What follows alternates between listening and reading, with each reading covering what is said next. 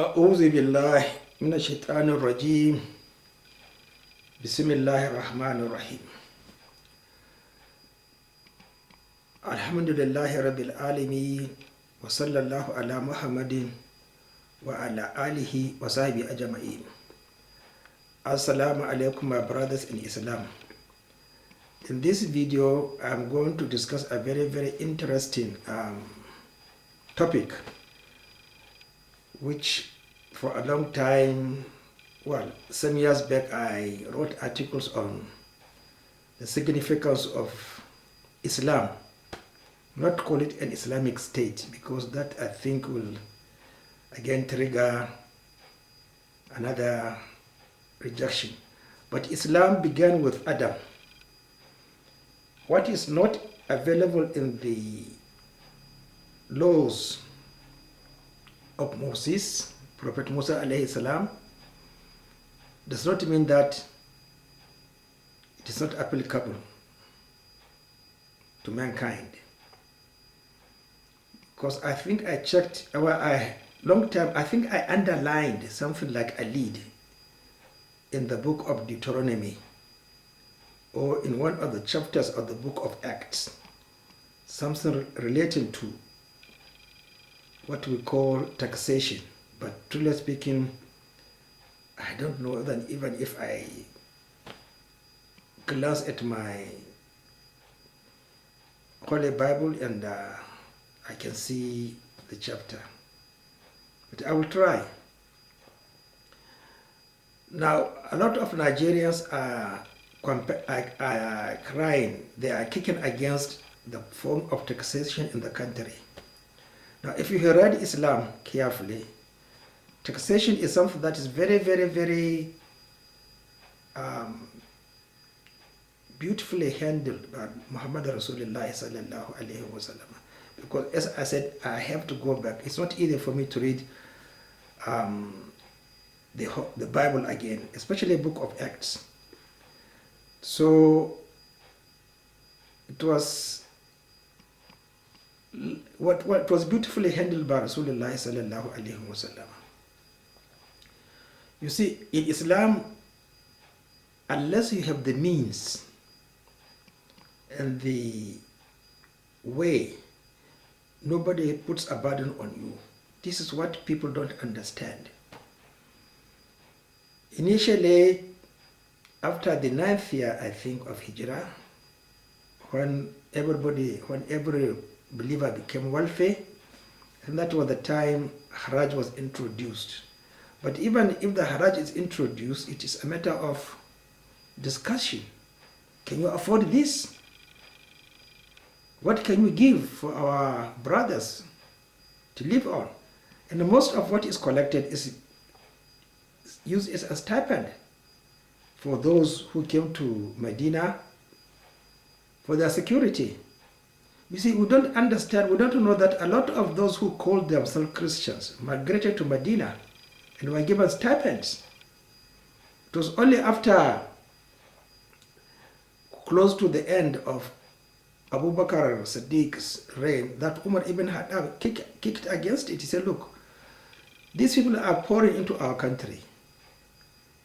So why should we keep on giving them stipends? Let them go back to their own country. So this type of attitude now was turned to be hatred, that Umar drove people away from Medina. But he was right. So I want to be a consultant to oil producing states in Nigeria. We have to challenge this so-called Muslim ticket. You see, Islam is not only restricted to those who pronounce it. No, it's a universal way of life. And therefore, everybody should make effort to know about Islam. I am not interested, even the Muslims don't know how to observe their obligatory prayers. What is allowed in the fourth place of Islam, they don't know. So between you, who is not a Muslim by name, and the Muslims, there's no difference in the hereafter. It's all hell which is a common ground, but not paradise. You can't enter paradise unless you are a Muslim. Truly speaking, let us respect the reality of differentiations. Like in our time, you must have chemistry, physics, and I think biology. If you have biology, I don't think you are allowed to go to be into the medical school. During my time, you have to have chemistry, physics, and zoology. If you have biology, no, not qualified. So look at this distinction. If you have chemistry and zoology, you will not be admitted. You must have the three subjects. And if you have even P, you will not be admitted. You see, people are talking of what is in Islam but is rejected. It's qualification. Are you qualified? Islam came with qualification. But you hate Islam. Now, if I'm employed as a consultant, my first book is this book. Mawsu'a ibn Umar ibn Abdul Aziz. Umar ibn Khattab. Very good topic, very good presentations in this book. Okay? The second book is on Kitab al-Kharaj. Kitab al-Kharaj, here it is. It's compiled by 3 authors.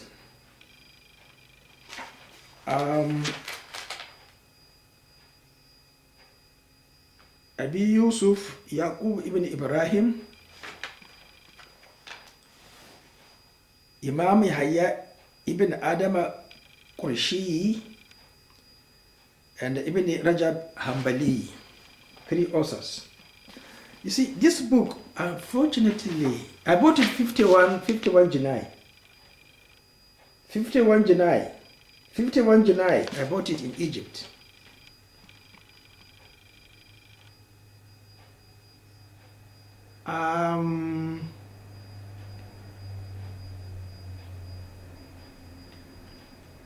The books, the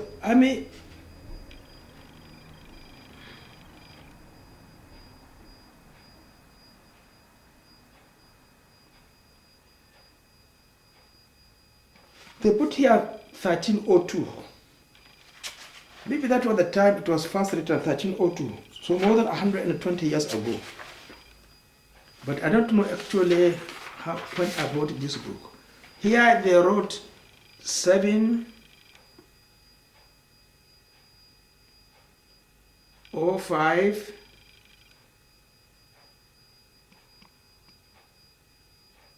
something. I can't. Is something? Is it 1970? Is it 19? No, it can't be 1977 because I was a student then. I don't think I bought this book 1977. Kitab al-Kharaj. Definitely is sometimes in Egypt. There's nothing date of publication. And there is nothing to lead me to the period except for this paper, Hoxed, Tarabid. This was the period because I know this drug, Tarabid, is a very powerful antibiotic. Very powerful. I know it. But then it was the time Hoxed. So this is the only clue I have when I bought this particular book.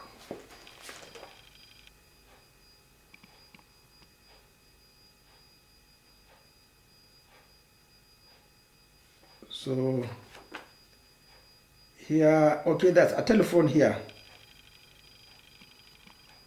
001-833-973.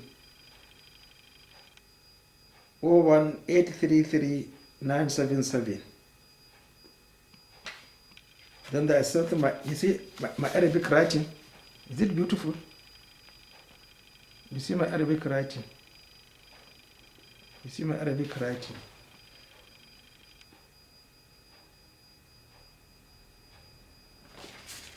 Then, okay. Aha. Then there is another Nifakad retard. I think it's a antihypertensive, calcium blocker, I think. Anti-anginal. You go like drugs company, Lagos. So you see, it must have been very old. Then there's no other clue when I bought this book. Okay? The other book I will use is History of the Saracens. It's a very good book because it describes the economic situations during the Abbasid period.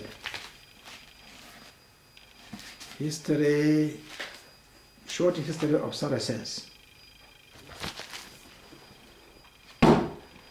The other book is Sira wa Manaqib Umar ibn Abdul Aziz, Khalifa Zahid. Umar ibn Abdul Aziz, also bought in Egypt. You see the Arabic? You see Umar ibn Abdul Aziz. I think I bought it 25 July 1988 publication.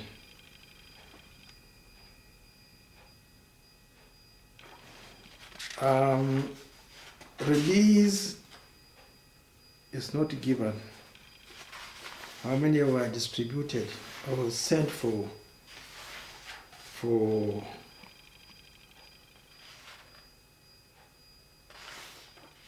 sale?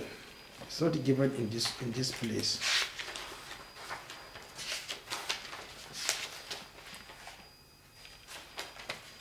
Okay. The other one is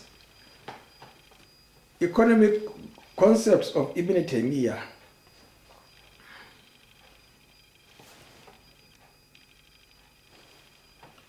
Why did I buy it?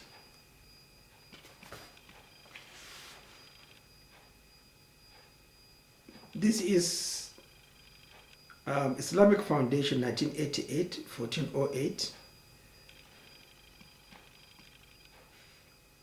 I'm sure I bought it in London, most likely. I'm sure it is in London. The writing has disappeared here. There is a sticker, but it's not very clear. So these are the books. Okay, there is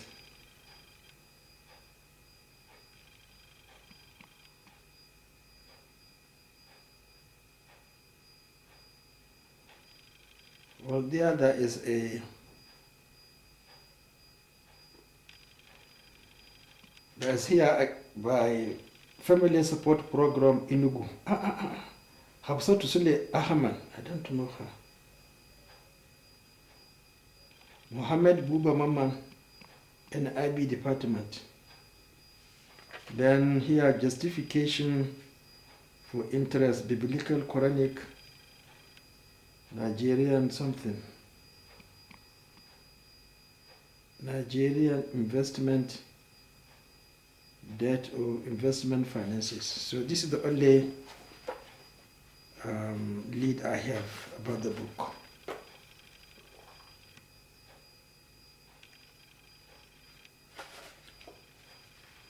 So I don't know whether this book just price.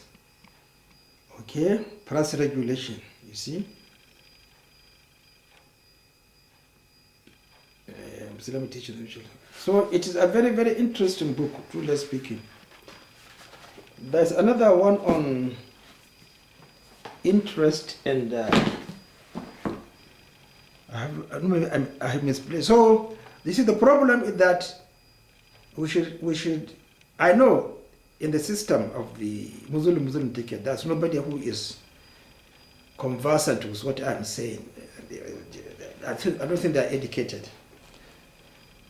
So all rich states must challenge this Muslim ticket, because Islam is not restricted to a tribe, a group, place. It is just like the sky and the sun and everything. That is Islam. Islam is the world, is the physical world. Who controls it? Nobody. So let us please give this respect. Today is it's good, because you see the Hausas, Fulanis, they haven't done anything to show what Islam is. I'm supporting the Yorubas, because as I said, I lived in Lagos, and I worked in institutions predominantly non-Muslims, and we lived in harmony. So let us examine what is a Muslim ticket. And I can stand as a consultant for the all rich states, because as I said, I wrote so many years ago that the oil in the country, everything does not belong to the concept of a Muslim, except it is the property of Allah subhanahu wa ta'ala, and He dictates, commands how it is to be distributed. I hope you understand. Okay? So please, I am introducing myself to the all rich states, all producing states. If they want me as a consultant, I am ready to deal with the Muslim ticket, and then give everybody his own right, and hope and desires. We have to live in peace. Assalamu alaikum.